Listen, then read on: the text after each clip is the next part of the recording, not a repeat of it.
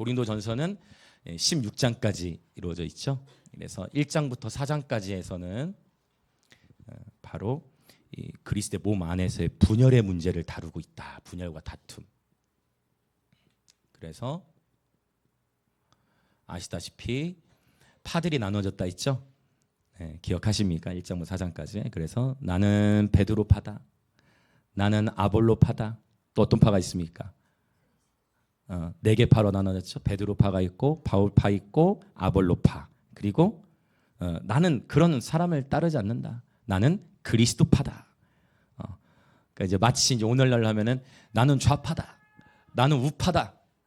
나는 좌파도 우파도 아니고 예수파다. 뭐 이렇게 네. 정치의 이념 이런 걸 떠나서 실제 이렇게 파가 막 나눠지는 거예요. 그래서 나는 그리스도파다 하면서 그런 다툼의 논쟁들이 있었는데 그러면서 고린도서 1장에서는 해결책을 사실 줬어요. 바로 1장 17절 18절 뭐에 대해서 얘기합니까? 분열을 해결할 수 있는 열쇠 오직 하나예요. 분열을 해결할 수 있는 열쇠가 뭘까요? 십자가의 도. 할렐루야. 십자가의 도가 멸망하는 자들에게는 어떻게 보여요? 미련해. 너무 미련해. 십자가의 길이 세상 사람들에게는 어쩌면 교회를 다니지만 아직 예수님을 모르는 십자가를 모르는 분들의 경우에는 십자가의 길이 어떻게 보인다? 너무나 미련해 보여. 그러나 구원을 얻는 우리에게는 이 십자가가 하나님의 능력이 되는 줄 믿습니다. 그래서 십자가의 도를 1장부터 4장 안에서는 십자가가 하나님의 능력이요 하나님의 지혜요. 할렐루야. 십자가는 하나님의 능력이자 하나님의 지혜인 줄 믿습니다. 주변에 계신 분들이 인사합시다. 십자가는 언제나 승리합니다. 할렐루야. 십자가를 놓치면 반대로 십자가를 바라보면 십자가는 언제나 승리하지만 십자가를 놓치면 언제나 패배해요. 여러분 이걸 꼭 기억하십시오. 십자가를 붙들면 언제나 승리하지만 십자가를 놓치면 패배합니다. 결국 분열과 다툼의 원인들은 뭐냐면 십자가를 놓친 거예요. 그래서 하나님께서 바울을 통해 십자가의 도에 대해서 아예 고린도서 1장 시작할 때부터 인생 해결책을 주신 거예요. 그것은 바로 십자가의 도다라고 했어요. 그 다음에 5장에 가서 보면은 어떤 문제가 있었을까요? 네, 맞습니다. 근신상간의 문제, 성적인 문제. 그러니까 십자가의 도를 얘기하면서 구체적으로 십자가의 삶을 어떻게 살아야 하는지를 이제 쭉 풀어 나가는 건데 5장에서 근신상간, 또 6장에서 어떤 문제가 있었죠? 6장에서 이제 법정 소송의 문제. 교회 성도들 안에서 다툼이 일어났는데 그걸 가지고 세상 법정으로 가가지고 오늘날도 이런 일들이 많이 있죠. 세상 법정에 가가지고 막 싸우고 하는. 그러니까 실제적으로 고린도전서는 우리 신앙생활 가운데 굉장히 밀접하게 연결이 돼 있는 그런 부분. 그다음에 6장에서 법정 소송뿐만 아니라 또 역시 음행의 문제를 또 다루고 있어요. 그다음에 7장에서는 결혼에 대한 이야기, 이혼. 그다음에 하나 더 있죠. 독신에 대한 문제. 아주 실제적인 이야기들을 하고 있습니다. 그 다음에 8장부터 이걸 11장 1절까지라고 했어요. 바로 이것을 어떻게 정리할 수 있냐면 우상의 재물 문제. 오늘 지금 이 안에 들어있는 거죠. 9장은. 근데 여기서 말하는 이 우상이라 했을 때는 이 우상의 스펙트럼을 넓혀야 한다 했어요.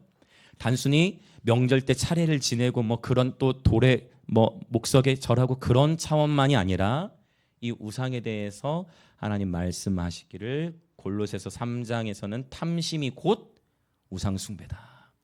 사무엘상 15장에서는 곧 완고한 것이 곧 우상 숭배다라는 것들을 언급하면서 지난주에 약간 어미한 그런 하나님의 강물이 흐름에도 불구하고 변화되지 못하는 땅이 있으니 바로 갯벌과 진펄은 살아날 수가 없다라고 했고 마치 이것을 롯의 아내가 소금 기둥이 되어진 것처럼 바로 그러한 완고한 굳어져 버리는 성령의 역사하심 가운데서도 굳어져 버리는 그러한 현상들이 바로 이 우상과 연결되어 있다. 그래서 이 우상 숭배를 회개하지 않을 때는 그 사람을 바라보는 것을 닮아가듯이 우상을 회개하지 않을 때 우리가 우상처럼 돼버리는 일이 일어난다. 그러니까 우상이 바로 지난번에 시편을 통해서 살펴봤죠. 분명히 우상의 입이 있어. 근데 말을 하지 못해. 우상의 형상의 귀가 있어. 그러나 듣지를 못해. 깨닫지를 못해. 근데 이것을 이사야는 어떻게 풀었어요? 하나님께서 듣지 못하게, 하나님께서 깨닫지 못하게 한다라는 표현. 그것은 바로 무엇이냐? 우상에 대한 부분. 우상을 회개해야 된다. 그래서 우상을 회개하지 않을 때는 우상처럼 닮아가서 들어도 듣지를 못하고 깨닫지 못하는 현상이 일어나고, 이것이 사실은 이미 심판에 놓인 단계이다. 그래서 우리가 할 수 있는 것은 요한계시록 교회들에 대해서도 언급을 했어요. 7교회. 철저하게 하나님은 회개할 기회를 주시고, 여러분 회개는 축복인 줄 믿습니다. 옆에 분들 인사합시다. 회개는 축복입니다. 여러분 회개는요, 물론 회개는 슬픈 게 아니고 회개는 기쁜 거예요. 왜냐? 예수님의 이름으로 말미암아 우리가 자유케 함을 얻을 수 있는 것이기 때문입니다. 할렐루야. 여러분 날마다 기쁨으로 회개하는 저와 여러분 되시길 원합니다. 그럼 우리의 영이 자유케 되는 것입니다. 할렐루야. 네. 자, 그래서 오늘 또 우상이라는 표현은 안 되어 있지만 오늘은 9장 전체를 다 보려고 그래요. 좀 길지만 떨어뜨려서 보기에는 약간 문맥을 정리하기가 한 번에 봤을 때 여러분이 더 이렇게 마음에 확 와닿으실 거라서 9장 한꺼번에 다 볼 건데요. 결국 우상에 대한 얘기를 다루고 있다라는 거예요. 그다음에 11장 2절부터는 이제 어떤 이야기 나올까요? 네, 머리에 두건 쓰는 문제. 이것도 신학적으로 또 다뤄야 될 부분이겠죠. 절대 진리와 상대 진리. 오늘날에도 과연 여성들은 머리에 두건을 쓰고 예배 드려야 되는가? 성경은 얘기하고 있는데 우리는 왜 안 쓰고 있는가? 이런 거. 네, 예전에 한번 언급한 적이 있지만 아는 것이 힘인 것은 모르면 순수하게 순종한다 해서 여전히 지금도 두건을 쓰고 예배 드릴 수 있는 거고. 그렇죠? 자, 두건 문제가 있었고 전반부. 그다음에 또 후반부에서는 어떤 문제가 나올까요? 역시 성만찬의 오용 문제.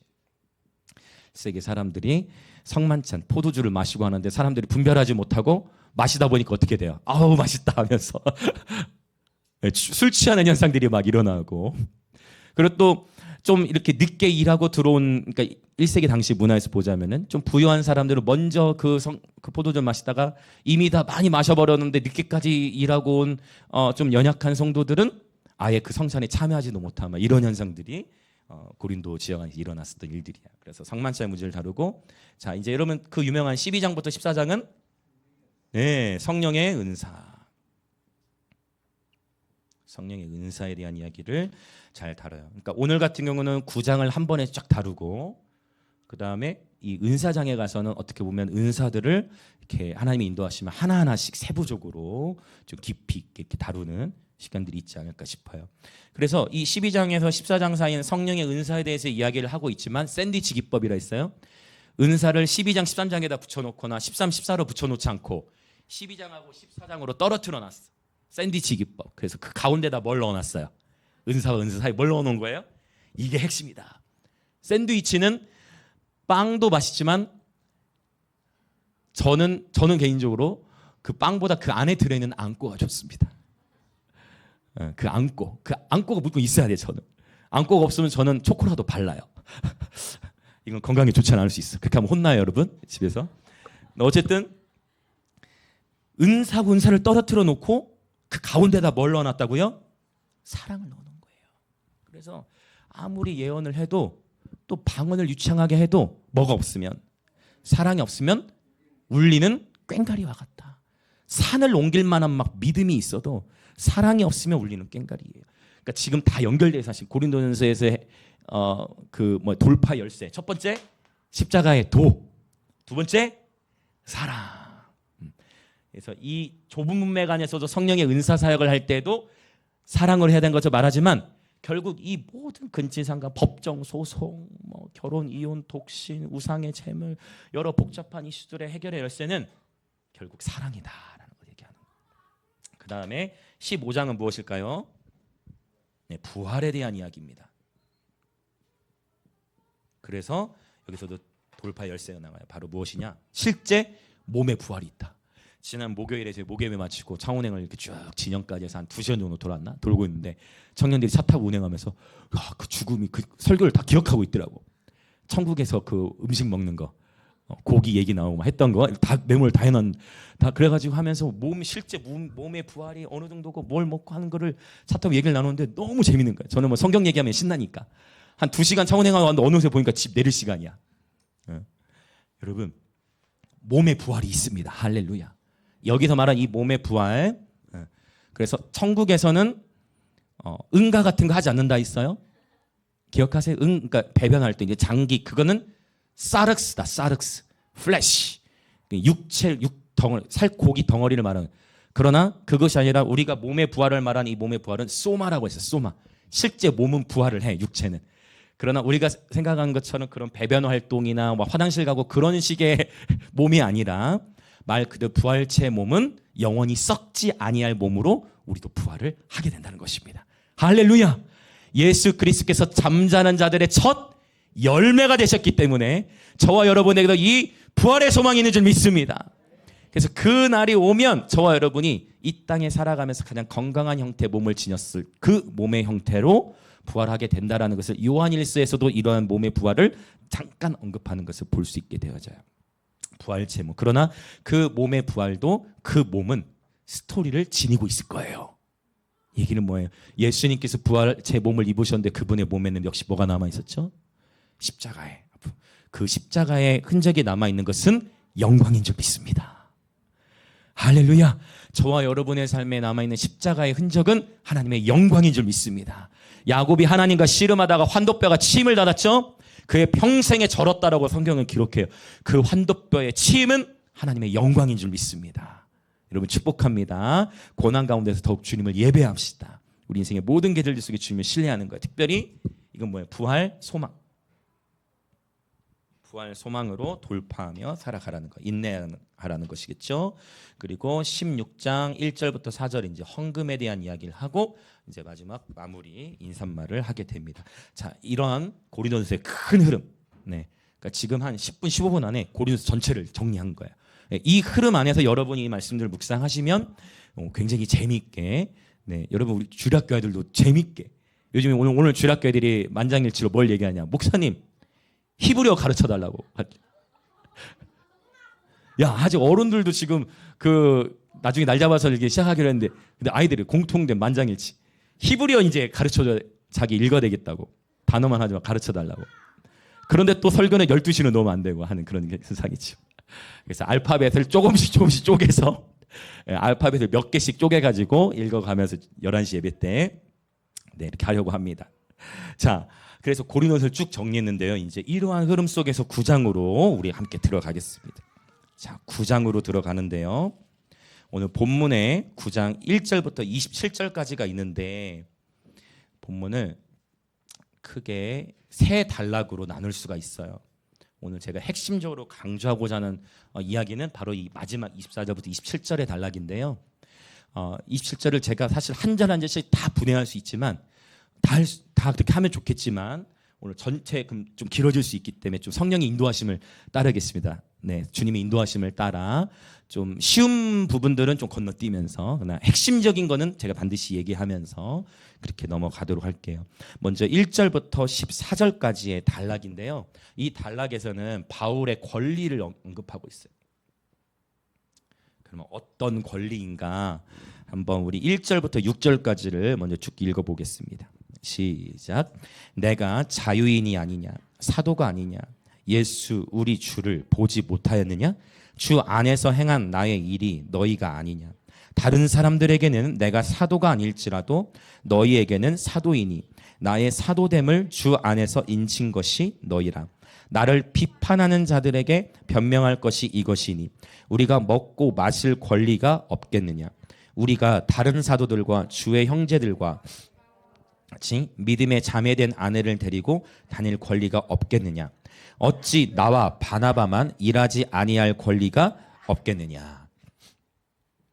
권리에 대한 이야기인데 여러분, 자, 지금 1절 6절까지 우리가 읽었는데 바울이 지금 1절부터 6절까지의 이 설교의 내용은 바울이 굉장히 기분이 이렇게 좋고 되게 차분한 느낌입니까? 아니면 약간 다 알 순 없죠. 다 알 순 없지만 약간 바울의 마음 안에 아픔이 있는 표현입니까? 어떻습니까? 그렇죠. 다 느끼시죠. 모두 동의 느끼시고. 어조를 보면 분명히 바울이 최선을 다해서 고린도 교회를 세우기 위해서 자기 몸을 헌신하고 세워가는 그 여정 속에서 바울을 향한 비판이 있다 없다?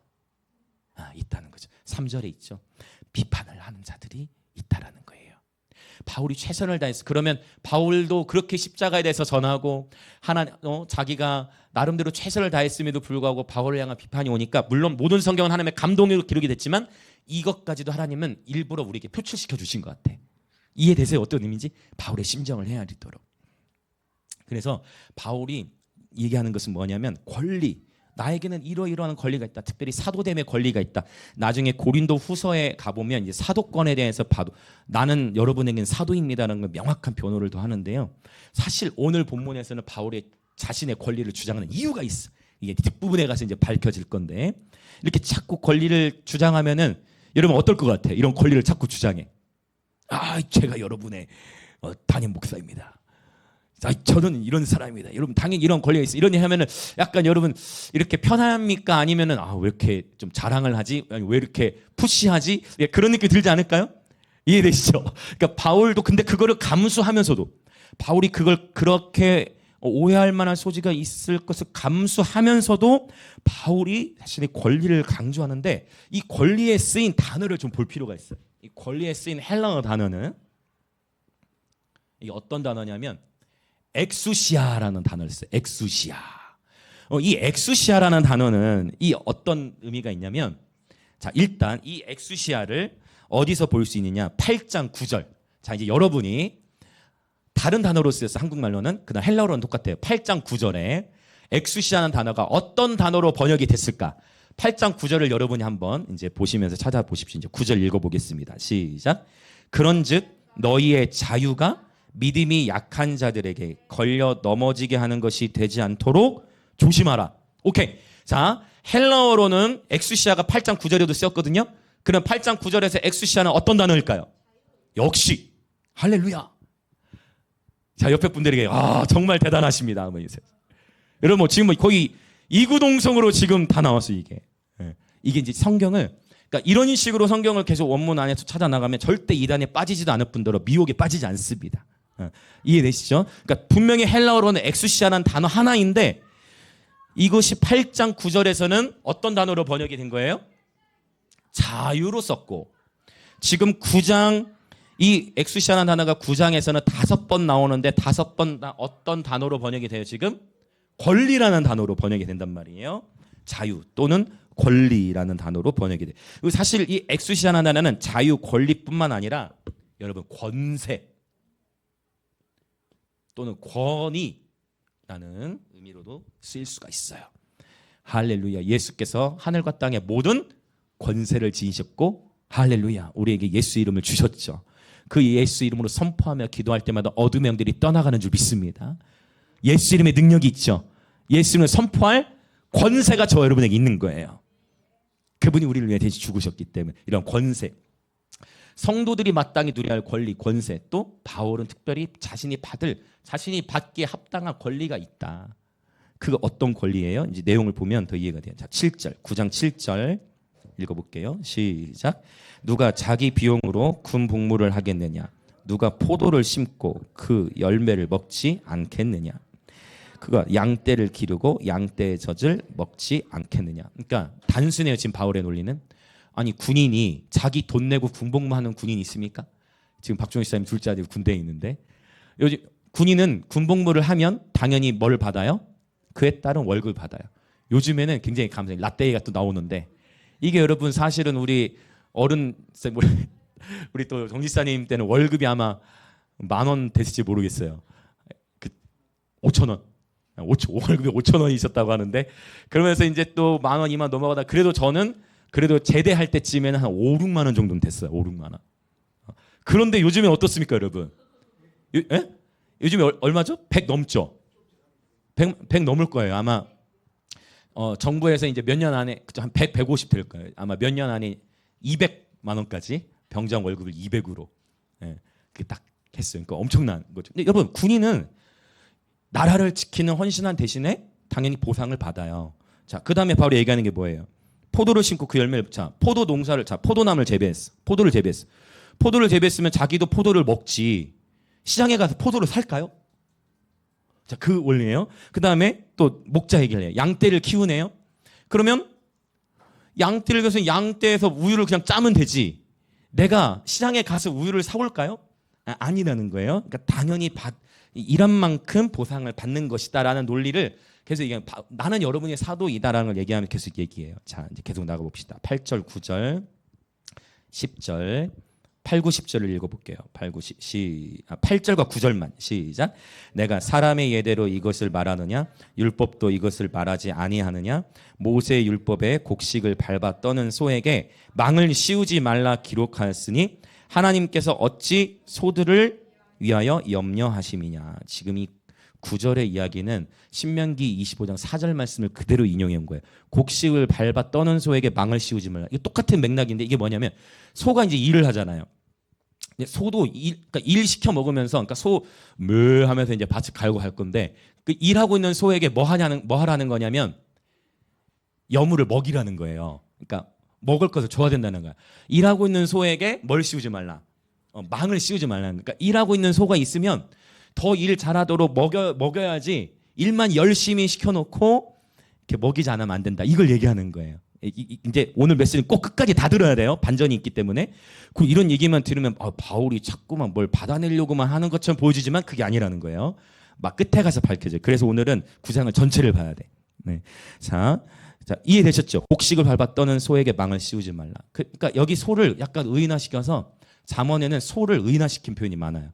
이를테면 소가 없으면 구유는 깨끗하려니와 소의 힘으로 얻는 힘이 많으니라. 이제 목요일 때 잠언이 11월부터 들어가는데 그런 표현들, 그런 어떤 의인화된 그런 의미들이 있어요. 그래서 지금 뭐예요? 역시 일한 만큼 받는 건 당연하다라는 거예요. 자, 10절 또 봅시다. 10절 시작. 오로지 우리를 위하여 말씀하심이 아니냐. 과연 우리를 위하여 기록된 것이 그렇죠? 밭가는 자는 소망을 가지고 갈며 곡식 떠는 자는 함께 얻을 소망을 가지고 떠는 그러니까 의인화한 거예요. 소이지만 결국 그 소를 향해 말하는 게 아니라 하나님이 소와 대화하고 싶어서 소를 교훈하려고 하신 게 아니라 우리를 위하여 밭가는 그 곡식을 밟아 떠는 소에게 망을 씌우지 말라 말씀하셨다. 그러고 보니 밭가는 자는 무엇을 가지고 갈며 할렐루야. 여러분 농부가 열심히 일할 때는요 열매에 대한 기대와 소망을 가지고 하는 거잖아요. 저와 여러분도 마찬가지죠. 여러분 우리에게는 부활의 소망이 있는 줄 믿습니다. 사랑은 언제나 실패하지 않는다는 이 진리의 소망이 우리에게 이미 있는 줄 믿습니다. 밭을 가는 자는 소망을 가지고 가는 거예요. 자, 바울이 계속 이야기하는 거 봅시다. 11절 시작. 우리가 너희에게 신령한 것을 뿌렸은즉 너희의 육적인 것을 거두기로 과하다 하겠느냐. 여러분 이해되시나요? 신령한 것, 즉 말씀을 전하는 사역을 의미하는 건데요. 다 이해하셨을 거예요. 그리고 육적인 것을 거두는 것은 말씀을 전하니까 여러분은 당연히 재정적으로 제가 활동할 수 있게 해줘야 되는 뭐 이런 사례 이런 부분을 아주 구체적으로 언급하고 있는 거예요. 자, 그런 가운데에 이제 12절부터 14절이 이제 여기서부터 반전이 시작돼요. 자, 12절부터 14절. 분명히 바울에게 이런 권리가 있다는 거예요. 이런 권리가 있는데 바울이 얘기하려고 하는 거는 저 이런 사람이니까 여러분 저에게 이렇게 대해주셔야 이게 아니고 뭘 얘기하는지 봅시다. 12절부터 14절 시작. 다른 이들도 너에게 이런 권리를 가졌거든 하물며 우리일까 보냐. 그러나 우리가 이 권리를 쓰지 아니하고 범사에 참는 것은 그리스도의 복음에 아무 장애가 없게 하려 함이로다. 성전의 일을 하는 이들은 성전에서 나는 것을 먹으며 제단에서 섬기는 이들은 제단과 함께 나누는 것을 너희가 알지 못하느냐. 이와 같이 주께서도 복음 전하는 자들이 복음으로 말미암아 살리라 명하셨느니라. 그러니까 다시 13절 14절에 보면 똑같은 얘기를 계속 반복하면서 성전에서 일하는 자들은 당연히 성전에서 난 것으로 먹고 살아야 된다는 것을 강조하고 있는 것처럼 보이지만 사실 핵심적으로 얘기하는 건 12절이에요. 12절의 이야기를 이제 15절부터 쭉 풀어나가는 그건 뭐냐. 당연히 권리가 있지만 바울은 이 권리를 주장하지 않겠다. 왜? 무엇 때문에? 이게 또 중요해요. 무엇 때문에 이 권리를 쓰지 않겠다는 거예요. 무엇 때문에요? 그리스도의 복음.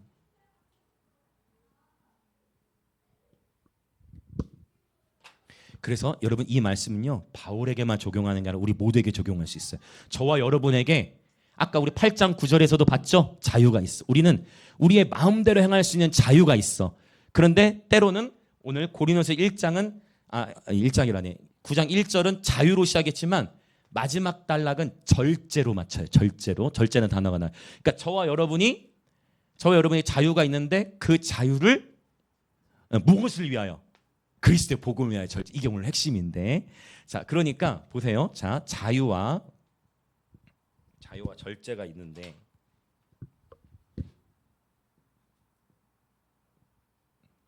자유와 절제에서 우리가 내 스스로 할 수 있는 자유와 권리, 엑수시아가 있지만 그것을 그리스도의 복음을 위하여 절제를 하는 것은 이것이야말로 참된 사랑이죠.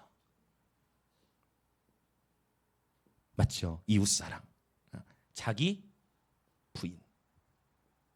그런데 당연히 자유가 있어요. 그런데 절제보다 자유가 더 세질수록 이웃을 사랑하는 것이 아니라 누구를 더 사랑하는 것으로 가는 거예요. 약간 과할 수 있지만 표현이 무엇으로 더 가는 거예요? 나의 권리와 나의 자유니까 자기 사랑 쪽으로 갈 수 있는 거예요. 왜 이야기까지 나오는가를 이제 본문을 통해서 이제 볼 건데 굉장히 생각해 볼 만한 필요가 있는 내용 같아요. 자, 바울의 권리. 근데 바울은 당연히 여러분, 근데 이 자기 사랑이라는 표현을 여러분, 우리는 하나님의 형상으로 창조되었습니다. 하나님의 저 여러분을 사랑하십니다. 우리는 우리 자신도 사랑할 수 있어야 돼요. 아멘. 그래서 자유와 절제가 굉장히 균형 있게 갖추는 게 너무 중요해요. 이거를 잘못 이해하면 자기 연민으로 갈 수 있어요. 그러니까 자유를, 그러니까 나중에 본문 더 설명하면서 제가 나누도록 할게요. 이것을 잘못 이해하면 안 돼. 정말 우리는 말씀에 잘 깨어 있어야 되는데 제가 이 부분을 나중에 더 잘 설명을 드리도록 할게요. 자유와 절제에 대해서. 자, 그럼 볼까요? 이제 첫 번째 단락은 바울의 권리에 대해서 주장을 하고 있다 말씀을 드렸고, 이제 두 번째 단락 15절부터 23절까지 이어지는 단락이에요. 이 15절부터 23절까지 이어지는 단락에서 바울이 이야기하는 것은 무엇이냐면 바로 이 그리스도의 복음을 위하여 자신의 권리를 포기하는 것. 권리를 포기하고요. 스스로 자유를 제한해요. 자, 이 표현이 이제 반복되는데 먼저 우리 봅시다. 15절 같이 읽을게요. 시작. 그러나 내가 이것을 하나도 쓰지 아니하였고 또 이 말을 쓰는 것은 내게 이같이 하여 달라는 것이 아니라 내가 차라리 죽을지언정 누구든지 내 자랑하는 것을 헛된 대로 돌리지 못하게 하리라. 이 15절에서 여러분, 이게 문맥을 이해하지 못하면 이게 무슨 말인가 헷갈릴 건데, 문맥을 지금 저를 잘 따라서 이해하셨으면 15절의 표현이 이해가 되실 거예요. 자, 내가 이것을 하나도 쓰지 아니하였고, 이건 뭐죠? 뭘 쓰지 않았다는 거예요? 내가 이것을 하나도 쓰지 아니하였고는 뭘 쓰지 않았다는 겁니까? 권리, 자유, 감사해요. 바로 그거예요. 그런데 뒤에 또 이 말을 쓰는 것은, 이건 뭘 썼다는 거예요?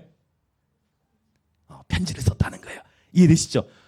맞죠? 처음에 내가 이것을 하나도 쓰지, 이게 무슨 말인가 헷갈릴 수 있어요. 문맥을 안 보면. 그러나 분명히 우리는 1절부터 설명해왔기 때문에 이것을 하나도 쓰지 않았고 권리를 주장하지 아니하였어. 그러나 지금 이 글을 쓰고 있어. 그럼 왜 이렇게 권리에 대해서, 권리를 쓰지 않았음에도 권리가 있다라는 걸 이렇게 얘기하느냐? 이것은 여러분에게 나를 좀 이렇게 봐달라, 내가 이렇게 헌신한 것 좀 봐달라를 얘기하고자 하는 것이 절대로 아니다.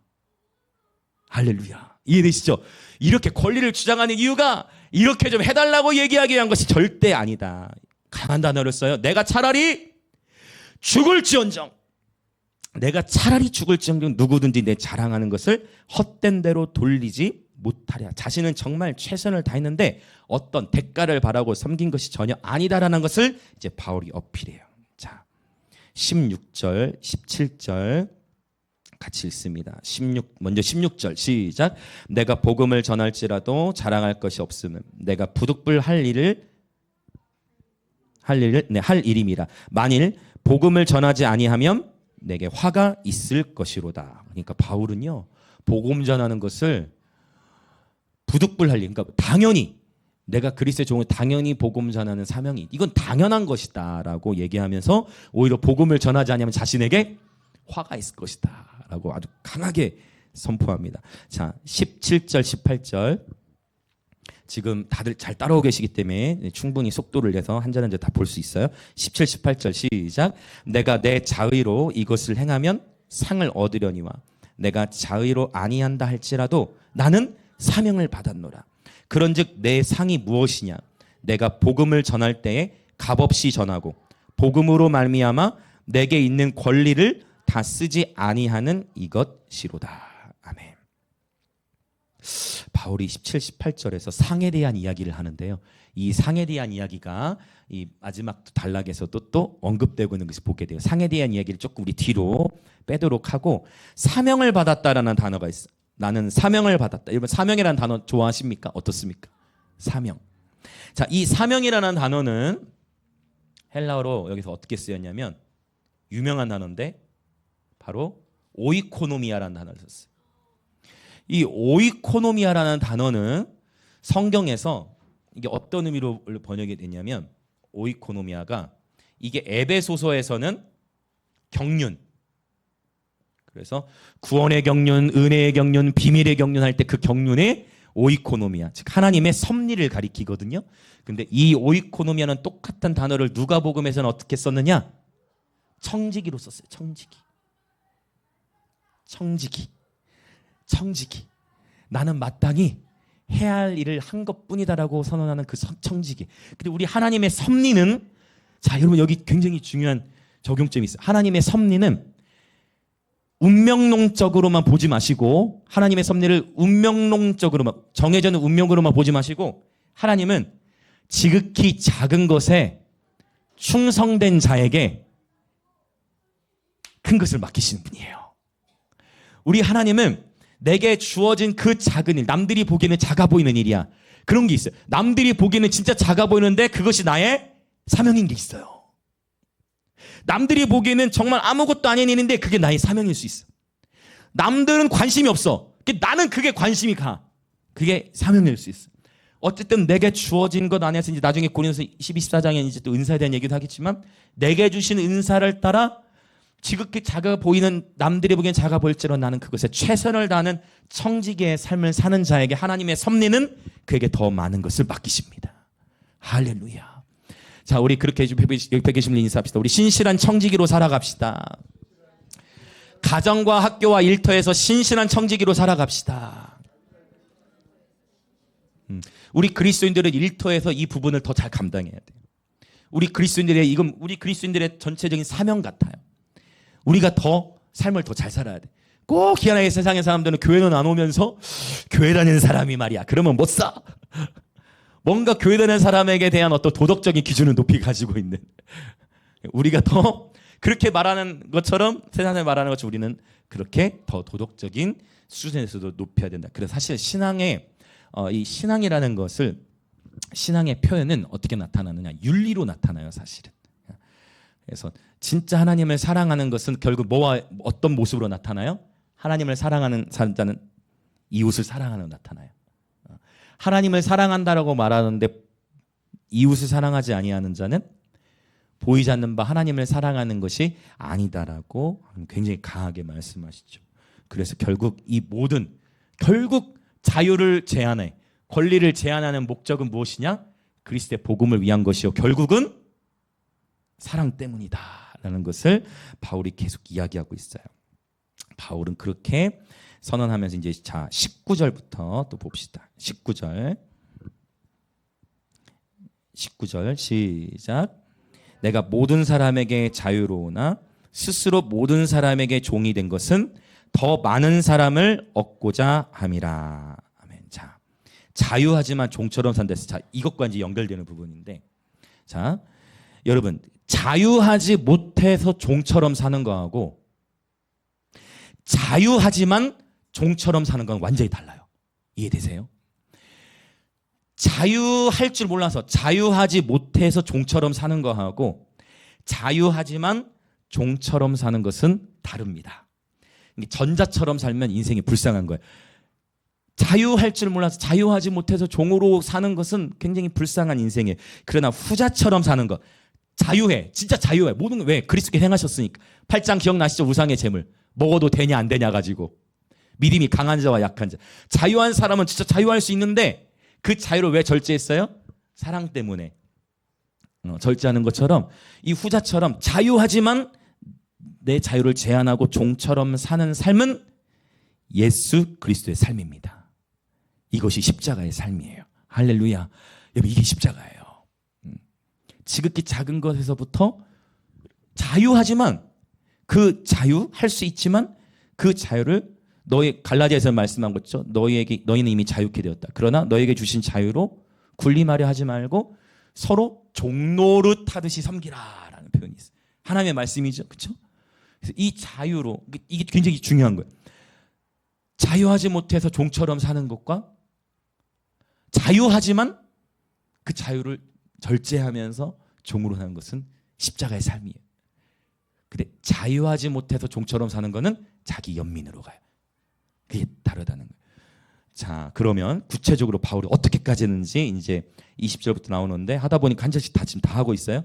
20절 보겠습니다. 시작. 유대인들에게 내가 유대인과 같이 된 것은 유대인들을 얻고자 함이요 율법 아래에 있는 자들에게는 내가 율법 아래에 있지 아니하나 율법 아래에 있는 자 같이 된 것은 율법 아래에 있는 자들을 얻고자 하니. 좀 복잡한 것 같지만 문맥을 잘 따라오셨으면 이해가 되실 거예요. 이 한 절만 보면 이게 뭔 말인가 하지만, 그러니까 바울이 약간 카멜레온 느낌, 카멜레온과 배역이 좀 적절하지 않을 수 있지만 사람에 따라서 대하는 태도와 행동이 달라진다는 거예요. 즉 유대인들에게는 내가 진짜 유대인처럼 행동을 해.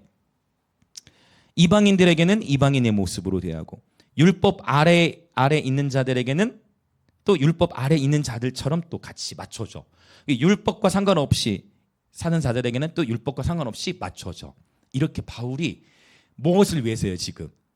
복음을 위해서 그렇게 융통성을 보여주고 있는 모습이에요. 이것은 그러니까 여러분 이걸 잘 분별하셔. 이건 타협이 아니라는 거예요. 이건 이게 착각할 수 있어요. 아, 바울이 너무 이게 줏대가 없다. 너무 이렇게 사람 눈치만 보는 거 아니야? 그게 아니고 이것은 복음을 위한 바울의 헌신이라는 거예요. 이해되시죠? 21절 또 봅시다. 21절 시작.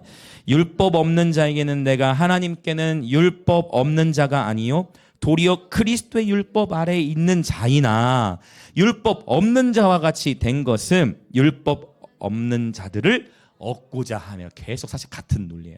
굉장히 바울의 설교가 탁월해요. 사실은 우리는 글로 이 바울의 설교를 지금 마주하고 있지만 다 이해되시죠? 자, 22절도 볼까요? 22절은 더 이해하기 쉽죠. 22절, 23절 같이 시작. 약한 자들에게 내가 약한 자와 같이 된 것은 약한 자들을 얻고자 함이요 내가 여러 사람에게 여러 모습이 된 것은 아무쪼록 몇 사람이라도 구원하고자 함이니. 할렐루야. 너무 명확하게 언급하고 있어요. 약한 자에게 약한 자의 모습. 세상은 반대로 해요. 세상은 어떻게 살아갑니까? 약한 자 앞에서는 내가 막 센 척하고 더 강한 자 모습. 강한 자 앞에서는요 약하게 돼요.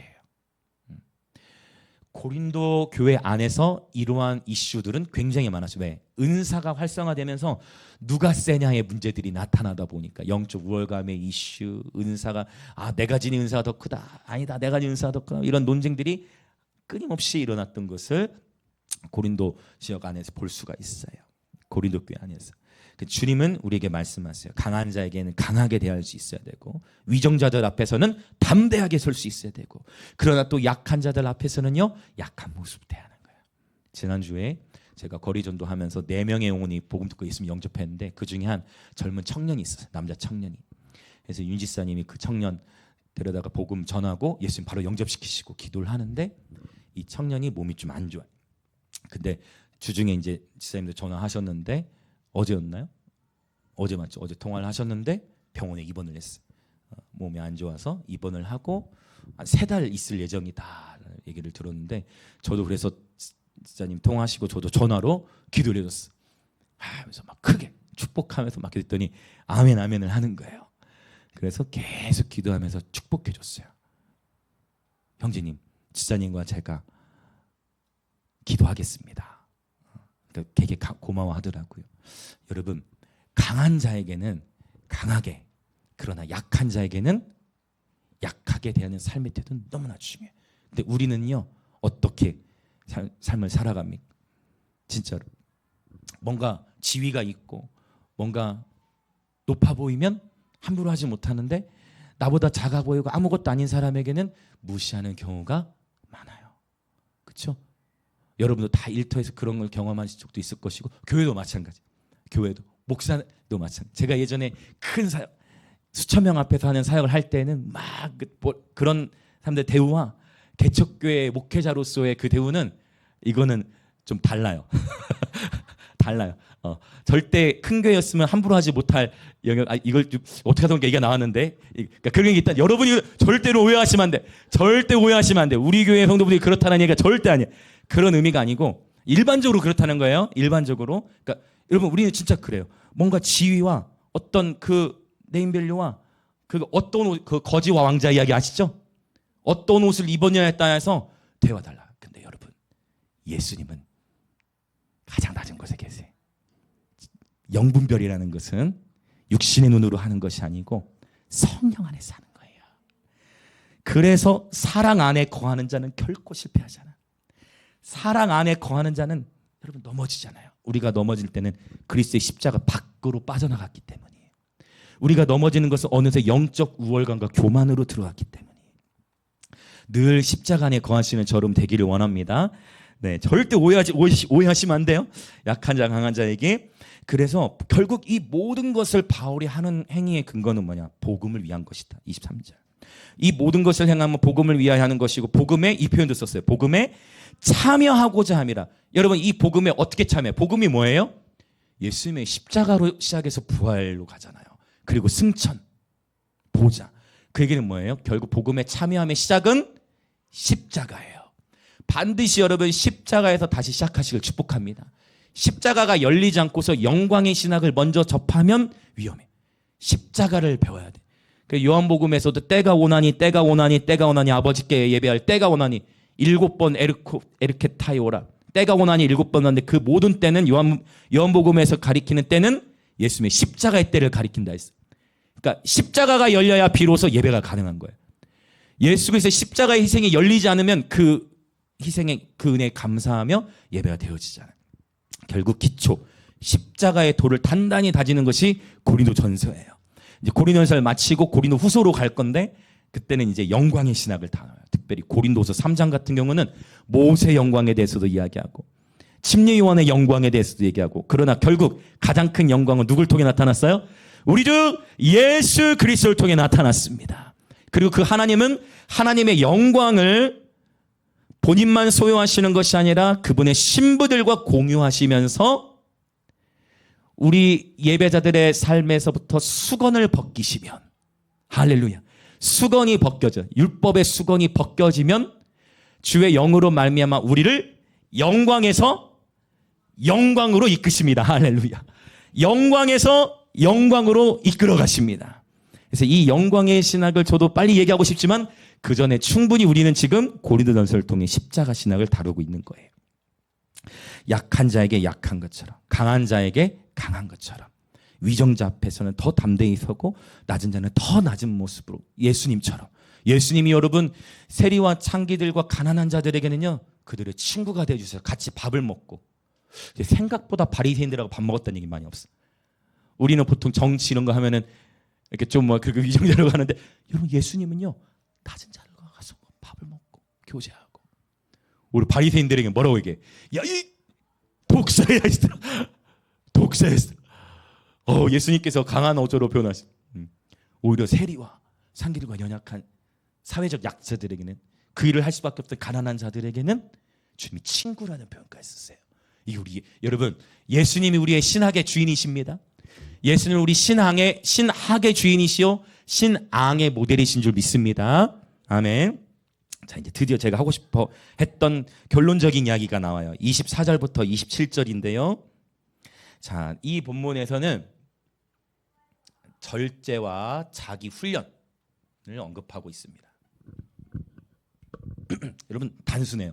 우리 모두는요 권리 누리는 걸 좋아해요. 누구나 자유로운 걸 원해. 누구나 자유를 원합니다. 그러나 성숙한 신앙인이 될수록, 십자가의 은혜와 사랑을 깨달아갈수록 이제 내가 자유하지만 권리 포기, 복음을 위하여, 사랑을 위하여 내려놓은 권리 포기를 배우기 시작해요.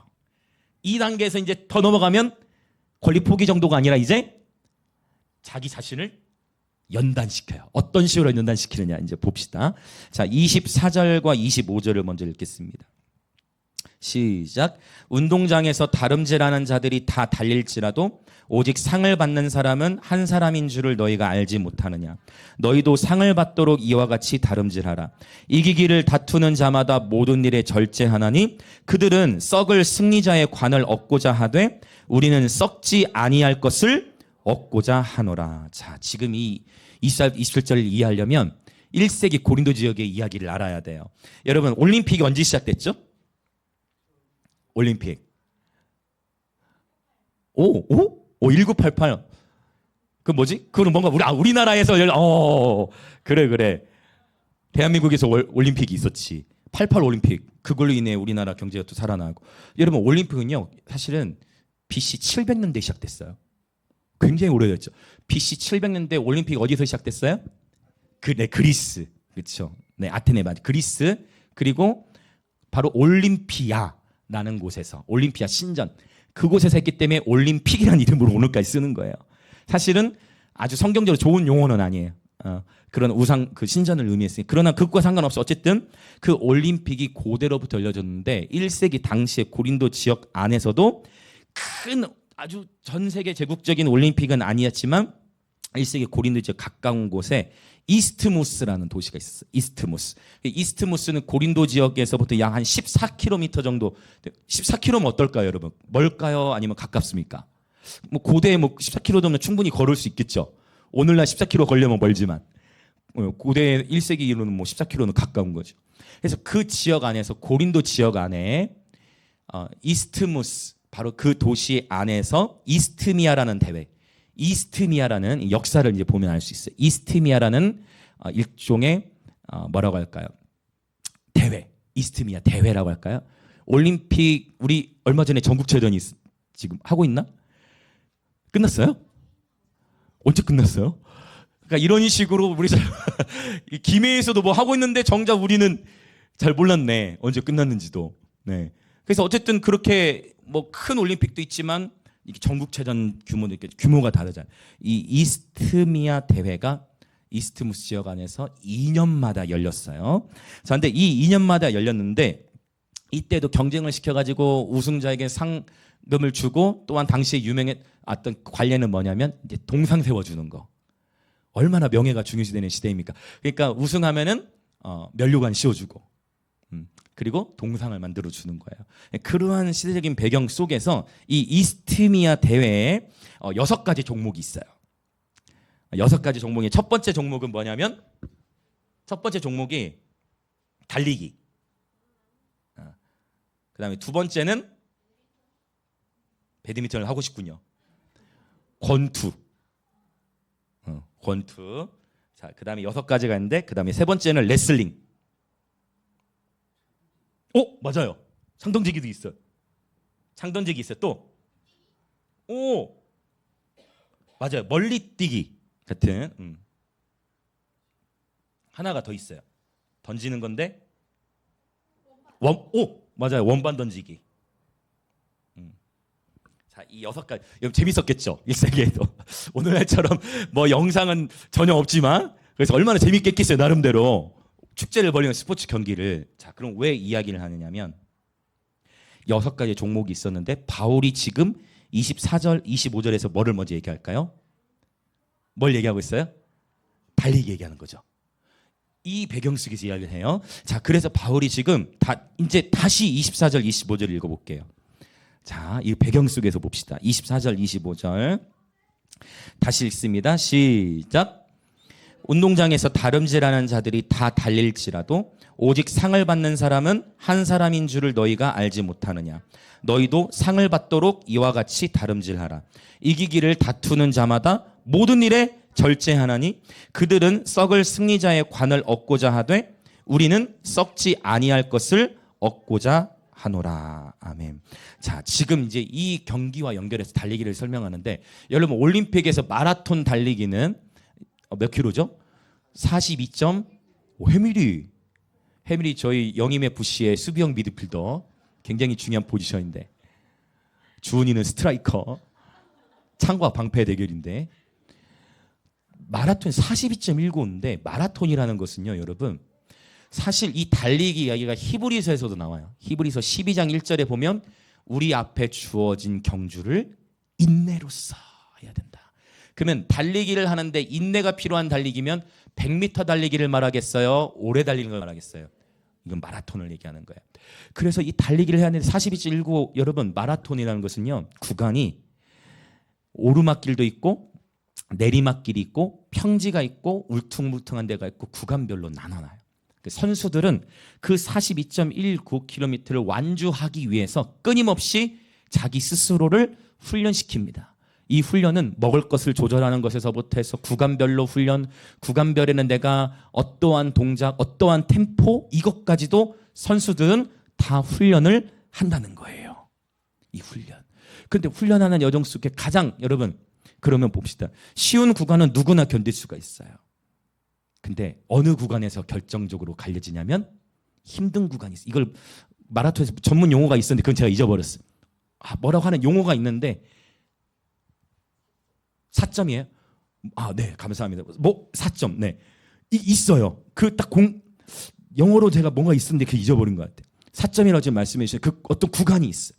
심장 그래서 하트 브레이크 있던 것 같아. 그 구간을 어떻게 통과하느냐에 따라서 승패가 갈려지는 거예요. 여러분, 이 바울이 지금 이 달리기 얘기를 하면서 뭘 얘기해요? 야, 여러분, 여러분, 이 달리기 하는 사람도 그 상을 받기 위해서 자기 자신의 모든 일들에 절제하고 자기를 훈련시키는데 하물며 그것은 썩을 승리자의 관인데 우리는 25절 끝에 썩지 아니할 것을 얻고자 하는 자들인데 세상에서 썩어질 그 명예와 그 상 하나를 위해서도 자기 자신을 훈련시키고 절제시키는데 어찌하여 영원히 썩지 아니할 상이 주어져 있는데도 여러분은 훈련을 시키지 않습니까? 절제하지 않습니까?를 바울이 어필하는 거예요. 여러분 이것은 우리 앞에 큰 도전인 줄 믿습니다. 절제는 또한 이 절제라는 단어는 성령의 열매 가운데서도 어때요? 그렇지, 마지막에 나오는 열매. 성령의 열매 가운데서도 마지막에 물론 이 9가지 열매가 다 사랑 안에 담겨져 있겠지만 특별히 그 절제는 마지막 열매라는 그만큼 절제 열매가 맺기까지는 많은 훈련이 필요하다라는 것을 우리는 알 수 있어요. 그런데 이 경주자가 가장 힘든 구간을 통과하면 가장 힘든 구간, 내가 훈련을 통해서 그 가장 힘든 구간을 통과하고서 마침내 피니시 라인을 통과할 때 보셨어요? 대부분 어떻게 됩니까? 쓰러져요.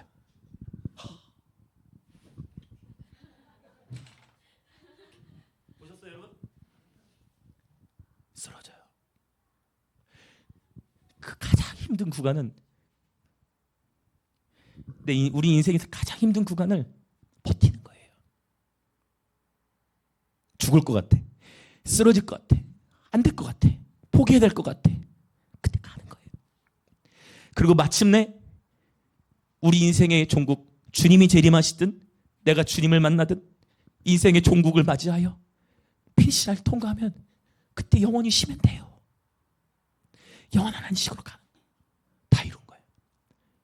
그런데 힘든 고비를 만났어. 그 고비를 통과하지 못하고 포기하면 더 억울한 거예요. 그 힘든 고간을 통과하지 못하고 이탈해버리면 더 힘든 거예요. 차라리 바울이 썼던 표현, 차라리 죽을지언정 가는 거예요. 세속적인 용어를 써서 죄송해요. 못 먹어도 고한다는 표현이 있어요. 가는 거야. 차라리 죽을지언정. 그러나 그냥 깡다구만 가지고 되지 않기 때문에 그래서 뭐 해야 된다는 거예요?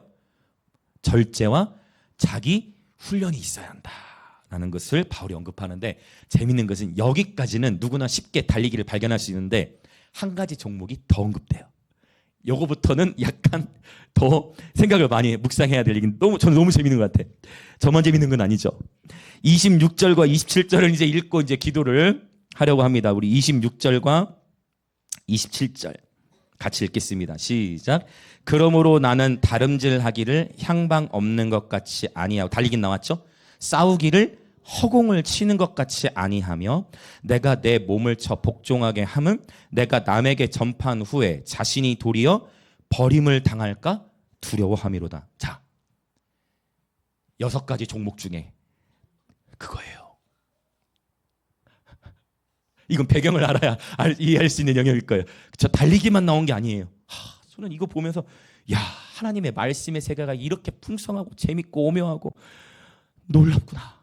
인생 100년이 굉장히 짧구나. 아담처럼 한 900년 정도는 살아야 말씀을 좀 그제서야 좀 이제 좀 당신의 말씀을 헤아리겠나이다 할 것 같은데 인생 100년이 안 돼가지고 우리 주님을 맞이해야 되기 때문에 비로소 철이 다 들기도 전에 무드셀라처럼 한 969세 정도 좀 살아줘야 이렇게 좀 깨야 될 것 같고, 그 에녹이 65세 무드셀라 낳고 그때부터 하나님과 동행했잖아. 그러니까 65세 정도 돼야 이제 좀 인생 깨닫고 무드셀라 낳고 이제 하나님 동행 시작하잖아요. 심판은 하나님 보낸다 이름의 뜻처럼. 그렇게 되는데 인생이 너무 짧지. 그러나 영원한 시간 동안 우리는 그분을 알아가는 기쁨을 누릴 것입니다. 영원한 기쁨.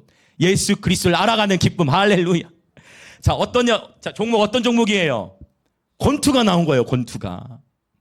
여러분 권투를 해보셨습니까? 권투 어때요? 지금 이 권투 선수가 어딜 치고 있어요? 권투 선수가 지금 어딜 치고 있어요?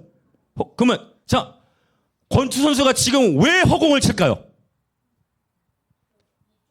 혼자. 목적이 없어서 혼자. 권투 보통 혼자 하나요? 권투를 제가 어떻게 하죠? 둘이 대결하죠. 자, 왜 권투 선수가 허공을 치고 있을까요? 방패는 원래 서로 없고, 목표가 없어서. 그렇죠. 또 지금 다 나오고 있어. 하나씩 너무 좋네. 하부르타자.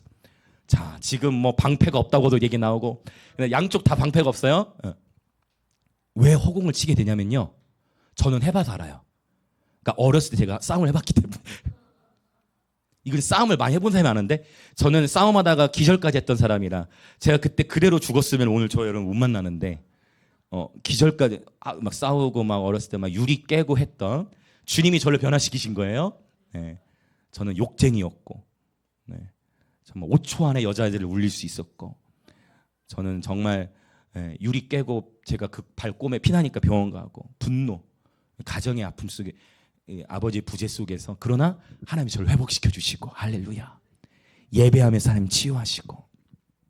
지금 전혀 제가 그렇게 할 것 같지 않죠? 제가 얘기하기 전까지 전혀 모르셨죠? 하나님이 하시는 거예요. 하나님이. 왜 허공을 치냐면요, 무서워서 허공을 쳐요. 왜 무서워지냐? 맞다 보니까 아파. 내가 못 이길 것 같아. 그럼 어떻게 될까요? 어떤 육체도 어떤 현상이 나타나냐? 눈을 감아요. 분별을 못해. 이제 그때부터는 귀는 자는 성령이 교회들이 하신 말씀을 들을지어다. 그때부터 분별을 놓쳐. 무서우면, 두려우면 눈을 감아. 적을 쳐야 되는데 귀는 자는 성령이 교회들이 하신 말씀을 들을지어다. 적을 쳐야 되는데 적을 치지 못하고 두려움으로 인해 회피적인 증상이 나타남과 동시에 눈을 감고 무서우니까 어떻게 해요? 한번 해보실래요, 여러분? 너무 잘하시는데. 여러분 한번 해보세요. 눈 뜨고 해보세요. 서로 우리 보면서 합시다. 눈 뜨고 해보세요. 우리는 적을 맞춰야 되는데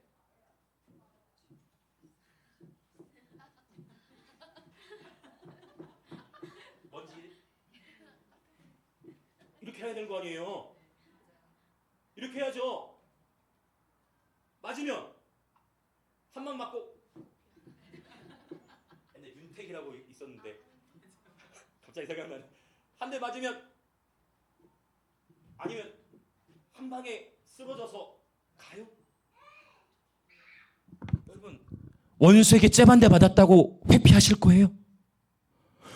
원수에게 한 대 맞아서 쓰러질 수 있어요. 그럼 뭐 하면 돼요? 일어나야죠. 그래서 맷집은 누가 쓰냐면, 오케이, 맞아봐야 써요. 때로는요, 영적 전쟁이라는 걸 통해서 하나님 우리를 훈련시키시는 거예요. 감정의 요동, 관계 어려움, 재정적인 연단, 그걸 통해서 여러분 한 방에 나가 떨어지면 안 되는 거예요. 뭐 하는 거예요? 훈련시키는 거예요. 운동선수니까. 할렐루야. 저와 여러분은 경주자로 부름받았습니다. 할렐루야. 훈련하는 거예요.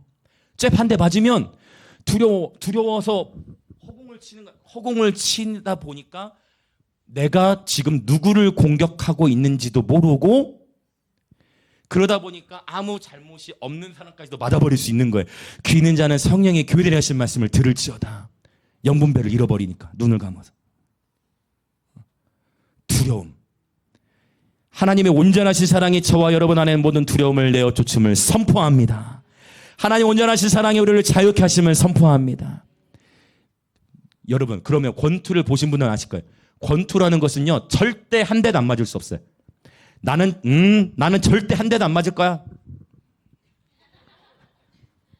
더 잘 맞아. 약 올리자래 더 맞아. 여러분, 아무리 잽싸게 피해도 그분이 오셨어요. 갑자기 생각나는데. 아무리 잽싸게 피해도 맞아요. 그러면 맞고 그대로 KO돼서 나가 떨어지느냐, 맞으면서도 푹 쳐줘.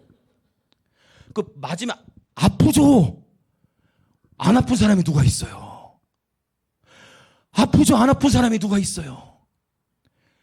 안 아픈 사람이 누가 있어요? 아프죠. 근데 아프면서도 타겟을 분별하고 쳐야죠. 할렐루야. 그런데 이제 또 하나 마지막 결정타의 반전이 있어. 누굴 치는지를 봐야 돼요.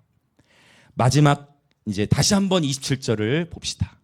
그리고 이제 기도하겠습니다. 27절 시작. 내가 내 몸을 쳐 복종하게 함은 내가 남에게 전파한 후에 자신이 도리어 버림을 당할까 두려워함이로다. 아멘. 자, 우리는 항상 영적 전쟁에서 타겟을 누굴 향할까요? 나는 잘못이 없어. 누구 때문이야? 너 때문이야. 권사님 이제 이 패턴에 들어와 주셔서 감사합니다. 제스처까지. 누구 때문이야? 너 때문이야. 네가 나 아프겠어. 너 때문이야. 사실은 허공을 치면서 오히려 이게 이제 알 수 없는 거죠. 근데 너 때문이야. 근데 바울은 뭐라고 얘기해요? 타겟을 누구를 도는 거예요. 그러면 여기 볼 때 이것도 잘 해석해야 돼. 여기서 내 몸을 쳐 복종하게 한다. 여기서 내 몸을 쳐 복종한다는 게 실제 육체를 친다는 얘기일까요? 아니에요. 그건 자기 학대죠. 여기서 말하는 내 몸을 쳐 복종한다는 건 뭐예요? 나의 옛 자아를 친다는 거예요. 나의 썩어져가는 옛사람의 습관, 나의 옛 자아를 친다는 거예요. 그래서 원수에게 잽을 맞으면 타겟을 분별하고 쳐야 돼. 그 타겟은 나의 자아가 돼야 돼요. 그게 십자가의 길이에요. 십자가를 벗어나면 지금 이런 현상이 일어나. 어떻게 해버려 이제? 사실은 그렇게 하는 이유도 두려움 때문일 거예요. 나도 모르게 허공을 치면서 난리가 나는 거예요. 이제 난리가 나는 거예요. 왜? 분별을 잃었기 때문에. 근데 타겟은 어디에 있다? 알고 보니 이 안에 있다. 이 안에 있다. 바울이 얘기한 거예요. 내가 내 몸을 쳐 복종하게 하면 내가 남에게 전판 후에 자신이 도리어 벌면 하나님을 경외하는 마음은 여러분 예배를 깊이 들어가다 보면 결국은 하나님을 경외하는 자리에 서게 돼요. 예배는 그냥 우리가 위로받고 회복받는 데서 멈추는 게 아니라 또 주님을 연인으로 사랑하는 단계로 가면서 궁극적으로는 하나님을 경외하는 마음이 불뜻 일어나게 된 것이 예배의 열매예요. 그분을 경외하게 되면서 바울이 결국 자기 자신을 쳐서 복종케 한다. 이것이 바로 자기 스스로를 훈련시키는 권투 선수예요. 자기 스스로를 훈련시키는 권투 선수. 그래서 기억하세요. 한두 대 맞았을 때 세게 맞았을 때 어떻게 반응하느냐가 실력이에요. 오케이? 어느 세계 챔피언도 여러분 탱탱 붙습니다. 아멘. 그렇죠? 세계 챔피언, 권투 챔피언들도요. 승리한 챔피언 할 때 막 부어가지고 막 피투성이야. 그럼 승리를 만끽하는 거예요. 그렇죠? 안 맞을 순 없다. 그러나 어떻게 반응하느냐가 실력이다. 할렐루야. 여러분 축복합니다. 여러분 권리를 주장하는 것은 초보의 단계예요. 그러니까 이것에서 시작하겠죠. 여러분 누리는 건 당연한 거예요. 그리스도께서 저와 여러분을 자유케 하셨습니다. 종의 멍에를 매지 마십시오. 그러나 여기서 바울이 스스로 또 섬기면서 종의 모습을 취하라는 것은 종의 멍에를 매지 말라는 것과 다른 거예요. 스스로 십자가의 도를 따라 그리스도의 복음을 따라 권리를 포기하고 내 자유를 제한해. 왜요? 그게 사랑이기 때문에. 그리고 거기서만 멈추는 게 아니라 자기 자신을 훈련시킵니다. 권투 선수가 이 승리를 위해서는요 많이 맞기도 하고요, 스피드 훈련도 하고요. 뭘 극복하는 훈련할까요? 권투 선수가 뭐 훈련하는 줄 아세요? 저희 아버지가 원래 저를 권투 선수 시키려고 이름을 호로 지었어요. 호야라고 있었어요 예전에. 그래서 제 이름을 호로 지으셨어 예전에. 권투 선수 뭘 훈련하냐면 펀치 맞을 때 눈 안 감는 훈련 시켜요. 맞을 때 눈 감으면 그대로 지니까 눈 감는 순간 이제 이게 되니까. 눈 감으면 지는 거야. 눈 감는 순간 이렇게 되니까. 그래서 맞아도 뜨고 있어야 돼. 맞아도 영분별인. 맞아도 뜨고 있으면서 정확하게 타겟을 맞으면서도 날리는 이 훈련. 하나님께서 저와 여러분을 그리스도 예수의 좋은 군사로 부르신 줄 믿습니다. 넘어져도 괜찮습니다. 쓰러져도 괜찮습니다. 그러나 완주하시길 축복합니다. 하트브레이킹 그 구간을 맞아 이제 권투에서 달리기로 지금 오자면 포기하고 싶어. 도저히 안 될 것 같아. 심장이 터질 것 같아. 그래서 하트브레이크 터질 것 같아. 그러나 그 구간을 차라리 죽을지언정 훈련을 통해서 잘 연단하시면서, 그리고 달리기에서 중요한 거는 페이스 조절하는 거. 처음 마라톤을 100m처럼 처음에 불이 확 붙었다가 한 번에 꺼져버리면 100m 42km를 가야 되는데요. 큰일 나요. 그래서 뭐 해야 돼요? 페이스 조절을 잘 분별하면서, 때와 계절을 분별하면서, 그렇구나, 연단의 시간이구나, 고난의 시간이구나, 그래 우리에게 부활의 소망이 있지, 그래 지금 좀만 인내하자, 인내로써 승리하자 하고, 힘들지만 따라해봅시다. 버티면 승리한다. 버티면 승리. 그러면서 그 기간을 넘어가서 피니시 라인 들어간 이후에 그때 들어 누우십시오. 영원한 기쁨, 경주자의 기쁨을 누리게 될 것입니다. 함께 기도하겠습니다. 하나님 아버지, 우리 이 공간에 모여있는 모든 지체들, 하나님께서 이미 그리스도 안에서 우리에게 주신 자유와 권리들을 복음을 위하여, 예수 그리스도를 위하여 기꺼이 스스로 자유를 제한하며 권리를 포기하고, 우리 스스로를 마치 달리기 선수, 스스로를 말씀과 기도 그리고 성품의 영역에서 훈련시키고 연단을 받아 절제하며 인내로써 인생의 경주를 마치게 성령님 붙들어 주옵소서. 주님 또한 권투 선수처럼 원수의 거센 공격 앞에서 두려워하여 허공을 치는 것이 아니라, 두려워서 마구 휘두르는 것이 아니라 타겟을 정확히 분별하여, 바울이 내 자아를 쳐서 복종시킨다고 말씀하신 것 같이 내 속의 원수를 분별하여 내 몸을 쳐 복종시켜 말씀 앞에 서는 예배자 되게 하여 주옵소서. 아버지, 진정 참된 사랑, 이웃 사랑하는 삶으로 하나님께 영광 올려드리는 예배자 되게 하여 주옵소서. 그렇게 인내로서 경주하며 아버지, 원수에게 펀치를 맞는다 할지라도 아버지 끝까지 우리 자신을 말씀 안에서 훈련시켜 이기는 자가 되게 하여 주시옵소서. 넘어져도 오뚜기처럼 일어나게 하여 주옵소서. 그렇게 주여 한번 외치며 기도합시다. 주여,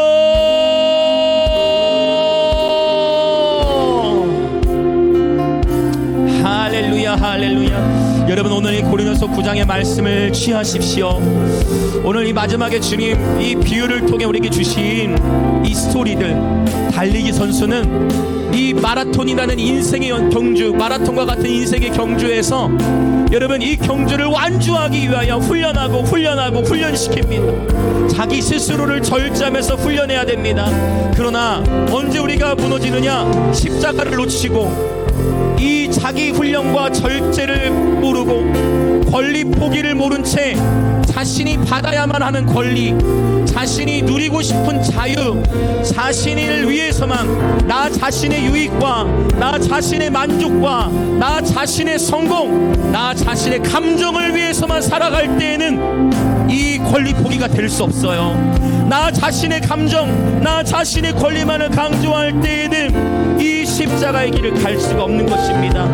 바울은 그 자유를 누리는 것이 마땅한 것이지만 내가 권리를 포기하고 내 스스로의 자유를 제한하는 이유는 그리스도의 복음 때문이요, 이것이 십자가의 길이요, 이 권리 포기야말로 주님이 우리에게 보이신 길이니 자유할 수 없기 때문에 종의 삶을 사는 것은 불행한 것이지만 그리스도께서 우리에게 주신 자유로 섬기는 종의 삶을 사는 것은 기쁨이요 행복이요 예수님의 삶이요 십자가의 삶이니 아버지, 이제 예수께서 보이신 이 길을 따라 우리 스스로를 말씀과 기도와 찬양과 아버지 우리 삶의 자리에서 우리 스스로를 연단시키고 훈련시켜 날마다 영적 분별력을 가지고 살아가도록 말씀에 깨어있게 하시고 십자가에서 벗어나지 않게 하시며 성령의 우리 심령을 붙드사 오 주님, 오늘도 이 그리스도 안에서 주시는 넘치는 복음의 기쁨, 경주자가 힘든 구간을 통과하여 마침내 피니시라인을 통과하고 나면 다 이루었다 하고 드디어 쉬는 것처럼 아버지, 힘든 인생의 계절에서 포기할수록 억울함만 쌓여가게 될지니 포기하지 않고 선을 행하되 낙심치 아니하면 때가 이르러 하나님 거두게 하시리니 포기치 않게 하시고 인내로서 우리 앞에 당한 경주를 완주케 하여 주시옵소서. 아버지, 권투 선수가 아버지 맞을 수밖에 없고 당연히 싸움이라는 것은 서로 맞고 때리는 것인데 주님 훈련시키게 하여 주옵소서. 원수를 두려워하지 않게 하소서. 원수가 주는 두려움 속에 영분별을 놓치지 않게 하시고 허공을 향하여 휘두르지 않게 하시고 허공을 향하여 휘두르지 않게 하시고 아버지, 이 원수는 우리를 두려움에 떨게 하는 이 원수, 결국 우리의 옛 자아임은 우리의 옛 자아를 쳐서 복종시키는 예배자 되게 하여 주옵소서. 이 타겟은 다른 누군가에게 있는 것이 아니라 바로 우리의 변화되지 못한 옛 자아, 우리의 십자가 지기를 싫어하는 옛 본성임을 깨달아 복음 안으로 들어오게 하시고 우리의 육신이 연약하여 복음 안으로 굴복되지 못하고 있는 우리의 옛 자아들이 이 시간 성령의 능력으로 말미암아 파쇄되어지고 우리 자신의 자아를 향하여 성령의 펀치를 날립니다. 말씀의 펀치를 날립니다. 기쁨으로 십자가를 지며 살아가는 예배자들의 군대 되게 하여 주시옵소서. 할렐루야, 할렐루야. 그리하여 우리가 마땅히 받아야 할 권리나 자유에 대해 주장하는 삶이 아니라 십자가를 주장하는 삶이 되게 하시고 복음을 주장하는 삶이 되게 하시고 참된 사랑과 자기 부인과 이웃 사랑을 위하여 살아가는 예배자 되게 하여 주시옵소서. 할렐루야. 내 영혼이 확정되고 확정되어 싸고니 믿음에는 들어 주를 바라봅니다. 내 영혼이 확정되고 확정되어 싸고니 아멘.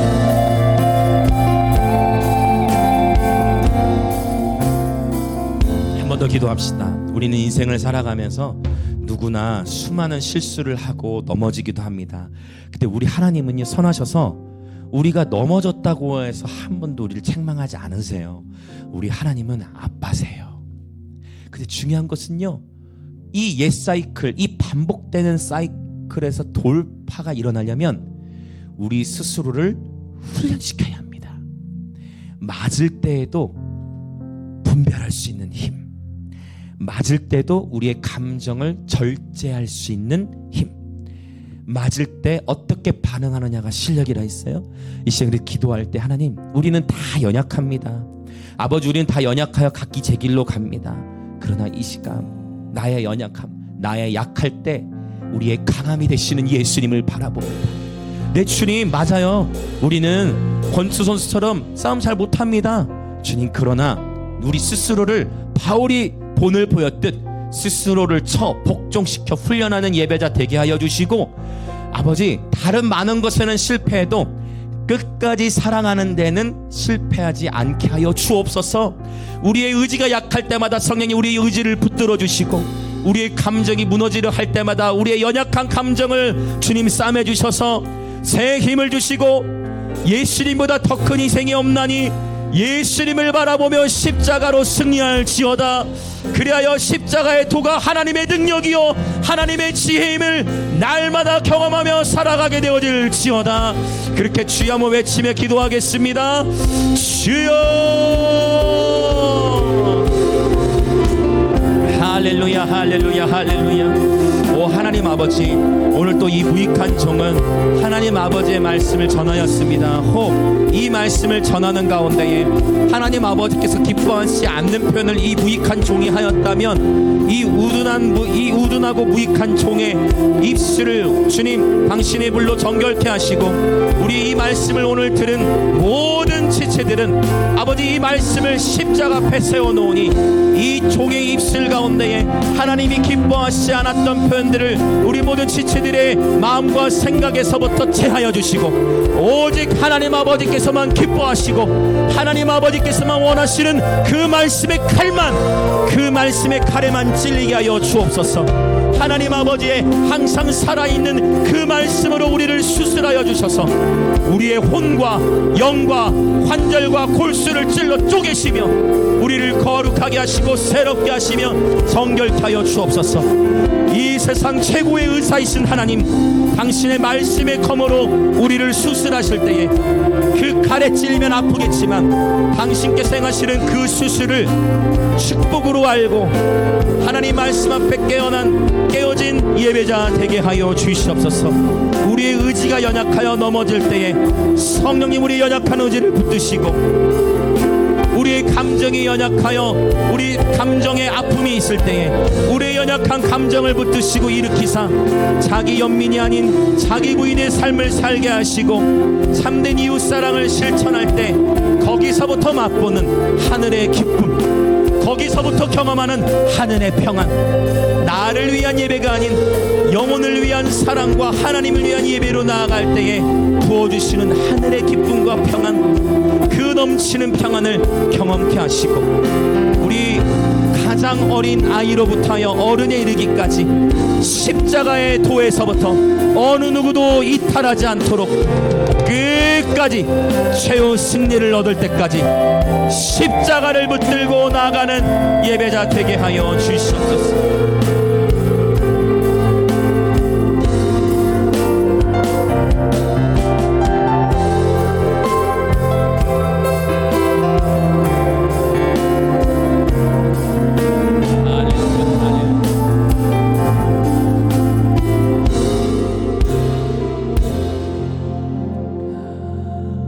여호와가 나의 목자이시니 우리에게 결코 부족함이 없습니다. 여호와가 우리의 목자이시니 우리에게 결코 결핍이 없습니다. 볼품없는 유대 광야이지만 여호와가 우리의 목자이시니 그곳이 푸른 초장입니다. 사망의 음침한 골짜기를 다닐지라도 거기서도 두려워하지 않는 것은 주의 지팡이와 막대기가 우리를 안위하시기 때문입니다. 정녕 우리 영광의 음식의 모든 지체들의 평생에 여호와의 선하심과 인자하심이 정녕 따르게 하시고, 여호와께서 우리의 목자장이 되시오니 주님이 친히 갈 길을 보이시고 인도하여 주옵소서. 아버지 또한 우리 모든 지체들 영적 전쟁에 강한 용사로 서게 하소서. 주님, 권투 선수처럼, 달리기 선수처럼 우리 자신을 절제하고 스스로를 훈련시켜 영원한 상급을 바라보게 하여 주옵소서.